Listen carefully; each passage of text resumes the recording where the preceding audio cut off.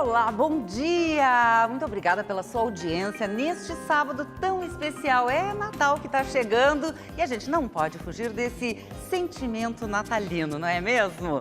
Convidamos para participar deste programa aqui no estúdio a coordenadora de ação social do SESC RS, Luciana Basile, a endocrinologista Graciele Tombini, o médico Rogério Amoretti, a enfermeira Fabiane Fengler e a nutricionista Paula Zubialri. Vamos falar sobre a experiência do voluntariado e saber como fazer parte desta corrente do bem. E ainda a humanização na área da saúde. É outro assunto que vamos debater aqui no programa. E para quem está de olho nos comes e bebes de final de ano, fica ligado para saber o que fazer para não passar da medida. É o Mais Saudável que já começou.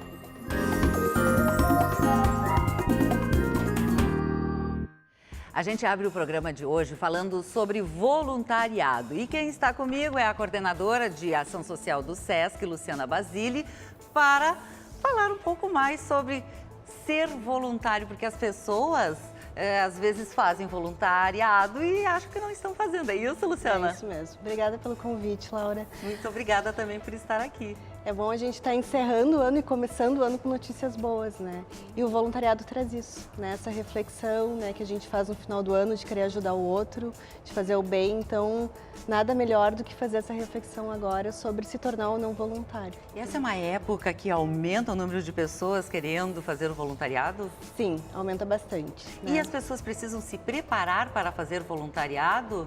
Sim, porque na verdade a gente precisa com que as pessoas realmente saibam se querem ou não ser voluntário. Tem uma diferença entre ser voluntário e ser solidário. Eu posso ser solidário no dia a dia, né? Na minha vida eu posso ser solidária, mas quando eu assumo o compromisso de ser voluntário, aí sim é um compromisso. A isso as pessoas precisam estar bem atentas, porque, Exatamente. claro, vão numa instituição, as pessoas se preparam e querem receber e esperam aquela pessoa, depois a pessoa não pode sumir. Exatamente, né? Ir lá fazer o voluntariado e não voltar mais, isso vai gerar uma expectativa e uma frustração nas pessoas que estão lá. Então, é muito importante que a pessoa se prepare e tenha realmente a certeza de que ela quer ser voluntária.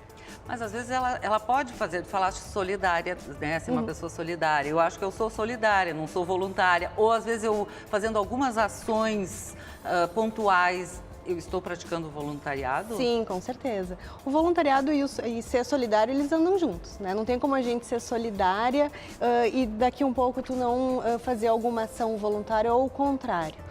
Né, eles andam juntos, mas quando eu assumo o compromisso de ser voluntário, por mais que seja pontual, se eu me comprometi naquele dia de ir numa instituição ou de participar de alguma campanha, é um compromisso. Né? A solidariedade ela está no dia a dia e o brasileiro é muito solidário. A gente se solidariza com muitas situações, né? Quando tem alguma catástrofe, alguma situação que sensibilizam as pessoas, isso mostra o lado solidário do brasileiro. Né?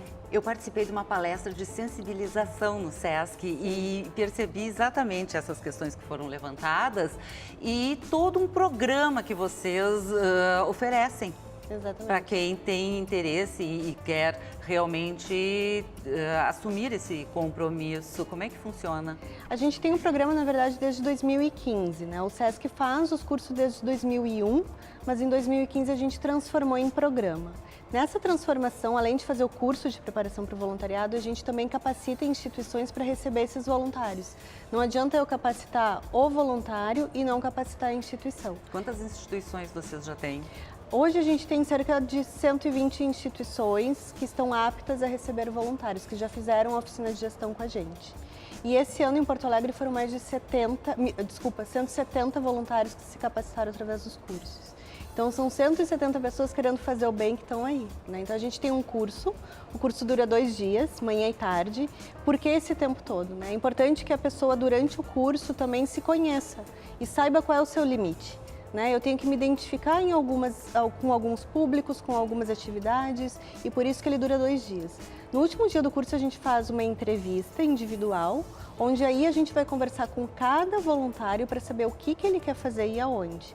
Aí a gente tem um leque de instituições e aí a gente vai fazendo essa peneira, vai vendo qual é o local, o público, a atividade até chegar naquela instituição que mais se aproxima do que o voluntário está buscando. Nós temos o depoimento de um voluntário, Sim. de uma voluntária, é isso? Que fez Vamos o curso ver. com a gente. Meu nome é Heloísa, fiz o curso de voluntariado no SESC no ano passado e fui encaminhada para o Instituto do Câncer Infantil. A minha atividade de voluntária lá é ligar para as famílias dos pacientes para confirmar as consultas para o dia seguinte. O voluntariado adicionou muita coisa boa em minha vida. Dentre elas, muitas pessoas que eu passei a conhecer, conhecimento do próprio voluntariado, e todo o envolvimento que as pessoas têm para essa causa. Vale a pena. É interessante porque é algo que faz muito bem para a pessoa que Sim. está exercendo. É uma troca, é uma né? troca. É uma troca. A gente sabe que tem instituições e pessoas que estão precisando, mas também faz bem pra gente, né? Então, quando a gente doa o nosso tempo, vai lá e faz o bem, isso bate de alguma forma, né? A gente acaba tendo esse retorno. Às vezes as pessoas, eu não vou conseguir fazer em determinado lugar, porque eu não posso, enfim, vou me emocionar muito. Mas eu conheço uma pessoa, por exemplo, que faz voluntariado, ela é administradora de empresas, cuida da parte da parte financeira de uma instituição, ela ajuda, colabora, e nem precisa estar indo lá toda hora, ela tem todo ela fez uma rotina onde ela consegue fazer um trabalho importantíssimo e voluntária, e é dessa forma que a gente pode trabalhar também. É dessa forma. É importante quando tu diz assim, eu vou me emocionar. Que bom que a gente se emociona, né? Nós somos seres humanos e que bom que a gente ainda consegue se emocionar com as coisas. Bem como tu disseste, tem atividades administrativas, tem atividades que tu vai fazer de casa, tu não precisa ir até a instituição, né? Tu pode articular muitas vezes uma campanha para arrecadar alimentos. Série de possibilidades. Muitas coisas. Luciana, as pessoas que agora nos ouviram e estão interessadas, até pelo menos, ou começaram a ter uma ideia melhor sobre essa participação, como é que elas podem acessar? Tem um site do SESC? Sim, pelo site do SESC ele tem a agenda de todos os cursos. Que nós né? estamos agora mostrando aqui na Isso. tela. Nós temos o curso todo mês, é um curso gratuito, a inscrição é pelo site do SESC e ele ocorre ali no SESC da Alberto Bins, no SESC Centro. Ótimo, então, que bom, e é uma ótima oportunidade, então, para as pessoas participarem mais nesse momento agora, já que estamos no final de ano, mais sensíveis. Venham que vai fazer Vamos bem. aproveitar. Com Muito certeza. obrigada Eu e que parabéns agradeço. pelo trabalho. Obrigada. Você já ouviu falar em punks? Plantas alimentícias não convencionais, que estão em alta. Uma delas é a Oro Pronobis, que é poderosa. A grande maravilha da Oro Pronobis é o seu teor antioxidante e anti-inflamatório. Além disso, ela alcaliniza o pH do sangue, mantendo longe bactérias, vírus, células malignas, por exemplo. A gente pode comer todos os dias, mas não deve comer crua todos os dias. Ela tem uma substância chamada oxalato, que em grande quantidade pode roubar nutrientes. Não que vai fazer mal para a saúde, mas ela pode interferir na absorção. Agora, se a gente quiser aproveitar todo o seu poder antioxidante, anti-inflamatório, a gente pode passar uma água quente ou utilizar picadinho numa receita, num omelete, num soufflé, enfim. Agora o papo é sobre os comes e bebes de final de ano. A maioria mete o pé na jaca e esquece o amanhã, não é mesmo? Aqui no estúdio está comigo a endocrinologista Graciele Tombini e a nutricionista Paula Zubialri. Bom dia. Bom dia. Obrigada. Bom dia. Eu que agradeço. Bom, é a fase que ninguém segura a onda, não é mesmo? E aí, como nós podemos controlar para se engordar um pouquinho, mas chegar no verão, pelo menos, não tão gordinho? Eu acho que uma coisa importante são as compensações nessas festas de final de ano, tá? Todo mundo quer um evento do Natal, do Réveillon, comer mais, quer ingerir álcool. No outro dia, a minha orientação é que se adote o jejum intermitente no outro dia, que é um assunto que está assim, existe uma certa polêmica, mas todos os estudos, apesar de pequenos, de curto prazo, mostram que para quem quer compensar ele funciona muito bem. Reduzir o carboidrato no dia seguinte, ingerir assim saladas e proteínas, um peixe, um frango, maneirar a não continuar comendo doce que sobrou em casa. O problema seria o doce, um dos problemas? Na verdade, é um banquete muito grande, uma exposição muito grande a alimentos hipercalóricos, né? E se de alguma forma, nessa semana entre Natal e Ano Novo, tu conseguir manter o cuidado na alimentação, reduzindo os carboidratos entre esses eventos, tu consegue de alguma forma muito tranquila manter o peso. A bebida, por exemplo, é algo que as pessoas acabam ingerindo consumindo mais o álcool. Isso é muito calor, daí, o que eu faço? Tomo o quê? Cerveja, vinho ou espumante ou destilados? Como é que tem essa dúvida? 1 grama de açúcar tem 4 calorias, 1 grama de álcool tem 7. Então a bebida não é uma coisinha assim inocente, eu diria assim, ó, cerveja para mim é o pior, que é a combinação do carboidrato com o álcool. Se eu fosse orientar a qual de todos escolho das bebidas... E os destilados? Então, por exemplo, o gin, ele tem um pouco menos de caloria, vodka, depende da quantidade. Eu fiz uma equivalência uma vez que é mais ou menos isso, assim, ó, 50 ml de vodka equivale a uns 150 de espumante e vinho, que equivale a mais ou menos uma latinha, uma long neck, cerveja nas calorias. Mas a gente sabe que pelo carboidrato a cerveja tem índice glicêmico maior e acaba engordando mais. Tanto que eu digo, o segredo de beber é: meu prazer nesta noite vai estar na bebida. Então tá, eu vou comer legumes, eu vou comer uma salada e vou comer uma proteína. Eu vou abrir mão do doce. Agora, essa combinação doce mais bebida alcoólica... Vamos às enquetes, saber o que as pessoas querem também saber? Eu posso comer menos antes para depois poder comer mais no Natal? Depende do objetivo. Se eu venho o ano inteiro me cuidando para emagrecer, para ficar bem para o verão, não faz sentido eu acabar com a dieta nas festas de final de ano. Então, acho que tem que se preocupar um pouco com as calorias das festas, né? E não só com as calorias, como a qualidade do alimento, Laura. Porque se eu ingerir mais calorias de alimentos com menor índice glicêmico, carboidratos bons, proteínas, é mais interessante do que eu só comer doce. Eu amo doce, mas eu vejo doce como um vilão. Então, falaste em índice glicêmico, as pessoas se preocupam às vezes com as calorias, mas esquece isso. Os índices glicêmicos, eles estão mais nos alimentos, nos carboidratos, é isso? Sim, os carboidratos refinados, no caso os açúcares, as farinhas brancas, eles têm um alto índice glicêmico, então a absorção daquele alimento vai ser muito mais rápido. Além de não me contribuir na questão da saciedade, né, pode me fazer ganhar peso, pode me piorar a gordura abdominal, né, uma concentração de gordura abdominal maior. Então, nesse sentido, a gente controlar os alimentos mais integrais e sempre combinados com proteína ajuda a diminuir esse índice glicêmico. Combinado com proteína. Isso é interessante. Uma vez tu tinhas me falado, eu comia só fruta, por exemplo, de manhã no intervalo. Não, substitui pelo iogurte. Daqui a pouco coloca um iogurte com mais sem proteína. Sem açúcar, né? Sim. Sem açúcar, mas tendo mais proteína. O que é o índice glicêmico? Assim, às vezes me perguntam, né? Sim, as pessoas... Como é que eles dosam, como é que eles medem? Eles pegam um grupo de pessoas, eu vou dar lá para a Laura X gramas de mamão, por exemplo, que eu quero saber o índice glicêmico do mamão. E eu vou dosar a glicemia da Laura 30 minutos, 60 minutos, várias medidas após e ver quanto que ele leva a glicose, quanto tempo essa glicose leva para reduzir. Isso é o índice glicêmico. Quanto mais o alimento eleva a minha glicemia, maior é o índice glicêmico. E isso é ruim por quê? Porque meu pâncreas vai produzir muita insulina e a insulina é o hormônio que tira a glicose do sangue para colocar dentro da célula. Então, tudo em excesso. Como é tudo muito rápido, o que o corpo faz? A minha célula não tem capacidade de estocar essa glicose rapidamente. Vai para o depósito de gordura. Mas se eu como um alimento de menor índice glicêmico, a glicemia vai elevando, vai entrando, a glicose entrando na célula, vai sendo consumida, não vai tudo para o depósito de gordura. Porque a gente vai consumindo...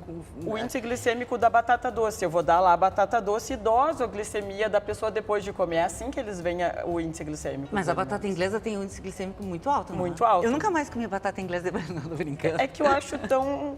se é para comer um alimento de alto índice glicêmico, deixa para comer uma coisa mais saborosa, assim, digamos. Eu não acho que a batata dê tanto prazer. Agora é a época que todo mundo faz salada de batata, então pode mudar um pouquinho. Vamos agora ouvir mais uma pergunta. Durante as minhas férias, como devo manter a minha dieta? Posso comer à vontade ou tenho que maneirar? Então, se houver essa compensação anterior, que tu tenha um cuidado e tu se exceda nesse momento pontual, ok, né? E pós-festas também, né? Manter o cuidado na alimentação para que tu consiga manter teu peso. E a atividade física ajuda também. É o período que a gente tem que malhar mais, não? Contribui até nessa questão da compensação, né? Então, normalmente é um período que talvez tu tenha mais tempo livre, que tu tenha uma folga, que tu esteja de férias. E o que tu não consegue muitas vezes te dedicar na atividade física, na correria do dia a dia, seria um momento que tu pudesse se dedicar um pouco mais, contribuindo nessa compensação, né, de calorias. E aí, rapidamente, uma atividade física que ajuda bastante é a musculação, é isso? E vamos lá que as pessoas têm me xingado, assim, o pessoal da área, é treino de força. Porque aí não entra só musculação, né? Então entra funcional, entra crossfit, todo treino que tenha uma utilização maior de fibra muscular do músculo, não só o exercício aeróbico. Claro que o aeróbico junto é importante. Então, agora a gente pode comer mais um pouquinho em algumas festas, mas depois a gente, controle, aí faz o jejum um pouquinho. É acho interessante. Então, vou seguir as orientações. Muito obrigada pela participação de vocês. E agora nós vamos para um rápido intervalo e na volta falaremos sobre humanização no atendimento à saúde. E eu aproveito para te convidar para participar do programa. Pode enviar vídeos, sugestões de assuntos para o e-mail maissaudável@band.com.br. Fique aí, já voltamos.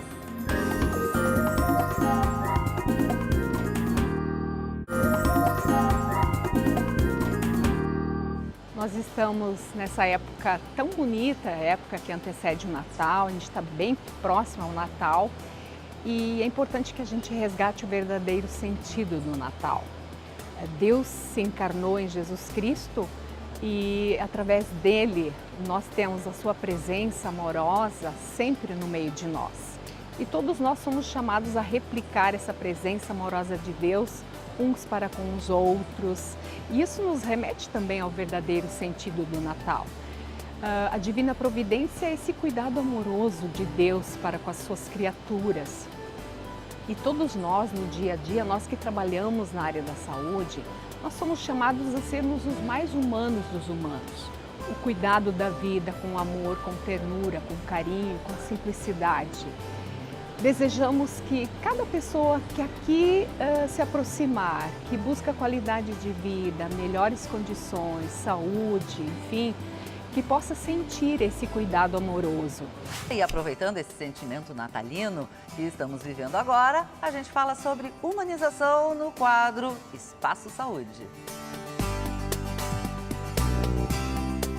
Aqui no estúdio está com a gente a enfermeira Fabiane Fengler, coordenadora geral das áreas assistenciais do Hospital Divina Providência, e o médico Rogério Amoretti, presidente do Comitê de Bioética do Grupo Hospitalar Conceição, para falar sobre humanização no atendimento à saúde. Obrigada pela presença de vocês, bom dia. Bom dia. A gente hoje vive esse período, nessa época do ano, as pessoas estão mais solidárias, muitas ações acontecem dentro dos hospitais, mas o ideal é que isso acontecesse sempre. E vocês acreditam que nesses últimos anos há uma preocupação maior para que realmente haja um atendimento mais humanizado, não só para o paciente, como para os familiares que, quando estão hospitalizados, também ficam muito fragilizados? Sim, eu diria que sim. Até porque nos últimos anos nós tivemos um avanço muito grande das tecnologias na área da saúde. E acabamos perdendo um pouquinho a questão da humanização no cuidado com o paciente. E aí agora estamos retomando a questão da assistência humanizada, né? Lá no Hospital Divina Providência, nós temos o norte, que é o Carisma das Irmãs da Divina Providência. Sim, conheço, né? Que é maravilhoso. Isso, então esse é o alicerce do nosso trabalho. Nós estimulamos muito as equipes assistenciais, as equipes que estão lá na base do cuidado, né, na beira do leito do paciente, para desenvolverem, né, pequenos gestos, né, discutindo com eles a importância da empatia no cuidado com o paciente, inclusive ouvindo sugestões das equipes que estão à beira do leito do paciente, né, para que qual o tipo de trabalho ou quais as ações que nós podemos desenvolver no dia a dia, quais as necessidades individuais dos nossos pacientes. Né? Então, nós estamos com várias ações, ampliação de horário de visitas, né, nas áreas de UTI, né? Dentro da UTI neonatal, né? Nós Tem a fizemos música. Tem a musicoterapia, nós fizemos toda uma ação no Dia das Crianças que a equipe assistencial ali de dentro, os enfermeiros, os técnicos, os médicos, psicólogas, vestiram os bebês, os prematurinhos, todos eles com roupas de super-heróis, né? Então foi assim extremamente emocionante o momento que os pais entraram, né? Até eu me emociono de lembrar. No momento que os pais entraram lá e viram aqueles bebezinhos assim, porque são os heróis, né? A questão de visitas de animais de estimação. Ah, vocês né? também estão trabalhando? Isso é interessante, Isso. Essa relação que se abriu até para os seus animais de estimação nos hospitais. Porque é uma necessidade do paciente estar lá num momento tão frágil, né? Porque ninguém gosta de estar dentro do hospital. Não, é mais complicado. Né? Eu falo tanto o paciente quanto o próprio familiar que está nesse... E, doutor Rogério, essa relação muito do médico com o paciente, existe um trabalho mais, uma conscientização mais da parte dos profissionais da saúde na hora de ouvir, até na própria formação, nas faculdades, como é que... Essa é uma questão importante. A Fabiana colocou a questão do desenvolvimento das tecnologias na área da saúde, que num determinado momento predominou maciçamente e que substituiu o contato mais direto dos profissionais com os pacientes, em termos do diagnóstico, dos tratamentos, tudo. A partir da última década do século passado e principalmente nesse século XXI, começou uma reação forte. E ela atravessa tanto as políticas gerais quanto as questões, como é o caso do Humaniza SUS, que entrou de uma maneira forte nos hospitais públicos do Brasil inteiro, a capacitação no sentido dessa relação dos profissionais, das equipes multiprofissionais com os seus pacientes. E pode-se dizer que desse período, início da primeira década do século até agora, tem uma evolução muito forte que vai de uma humanização genérica para questões relativas a um desenvolvimento de tecnologias leves, que são essas tecnologias onde a principal instrumento é a própria pessoa e que são muito complexas, porque decorrem aí de aspectos psicológicos, de comunicação, de linguagem, e um conjunto de coisas. E daí, evoluindo para a questão da segurança do paciente, que é fundamental hoje para falar em humanização, e também a questão dos direitos do paciente. Isso é importante, as pessoas às vezes não são bem atendidas e não sabem o que fazer. Bom, por isso que eu estou com esse pequeno manual na mão, que é a Carta de Direitos dos Pacientes do Grupo Hospitalar Conceição. Primeira Carta de Direitos dos Pacientes de um hospital do Brasil. E essa carta, ela deu origem a um projeto de lei que tramita na Câmara Federal, que se chama Estatuto dos Direitos dos Pacientes, desde 2016. Está avançando no processo e que é o conteúdo dessa carta transformado num projeto de lei. E as pessoas têm acesso? No Grupo Conceição, sim. Inclusive, essa carta? Bastante. Pode-se dizer, um documento oficial da instituição, tem sido distribuído e trabalhado com profissionais e com pacientes e familiares. Na medida que a equipe ela vivencia uma experiência positiva que o paciente teve dentro do hospital enquanto o seu momento de dor, né, de internação, momento que a equipe vivencia aquele momento e ele consegue ver o retorno das atividades do dia a dia. Né? Então, baseada na questão da empatia, de se colocar no lugar do paciente, não só no momento enquanto que ele tem a dor, né? Mas também de observar quanto as suas atitudes são benéficas para o paciente. Empatia é fundamental. a chave. A empatia é uma coisa fundamental porque é a escuta, mas além da empatia, tem aqueles elementos que são direitos que o paciente tem, como, por exemplo, a autodeterminação, o consentimento informado. A autodeterminação, a autonomia, é um direito que uma pessoa que está sob cuidados de profissionais da saúde, ela tem o direito de tomar decisões, participar das decisões a respeito da sua saúde. E o consentimento, ela escutar qual é a proposta do profissional, do médico, geralmente, e entender perfeitamente e concordar ou não concordar, dar o consentimento ou não dar o consentimento. E tem ouvidorias dentro dos hospitais que as pessoas podem procurar? Quando Sim. não se sentem, né, bem acolhidas? Sim, nós lá no hospital nós temos uma ouvidoria presencial e também desde 2016 nós iniciamos um tipo de ouvidoria que o paciente, no momento que ele recebeu a alta, 24 horas após ele estar em casa, ele recebe um SMS pelo celular e ele preenche o link. E assim, é fundamental para o direcionamento das nossas atividades ter o retorno da percepção dos nossos pacientes, que ali também tem um campo aberto onde nós recebemos inúmeras sugestões, né, que assim a gente está conseguindo mudar rotinas dentro do hospital graças ao feedback. Isso é fundamental. Com certeza. Uma questão fundamental é a segurança do paciente. Existe hoje uma política nacional de segurança do paciente que significa que os eventos adversos que acontecem, sem culpabilizar por que aconteceu, eles são resgatados e é feito todo um trabalho para evitar que aquele evento adverso se repita. Bom, agradeço imensamente a participação de vocês, essas orientações tão importantes para que realmente as pessoas se sintam acolhidas dentro dos... E se quando não se sentirem, possam falar para que a gente tenha, então, momentos de qualidade de vida, porque isso é fundamental. Muitíssimo obrigada. Um bom Natal para vocês, um bom Natal para todos nós. Igualmente. E o programa hoje vai ficando por aqui. Obrigada pela sua audiência e não esqueça de curtir a página da Band no Facebook e também no Instagram. Fica agora com Alejandro Malo e o programa Entre Amigos. Eu volto sábado que vem às 9h30 da manhã. Tchau, bom final de semana.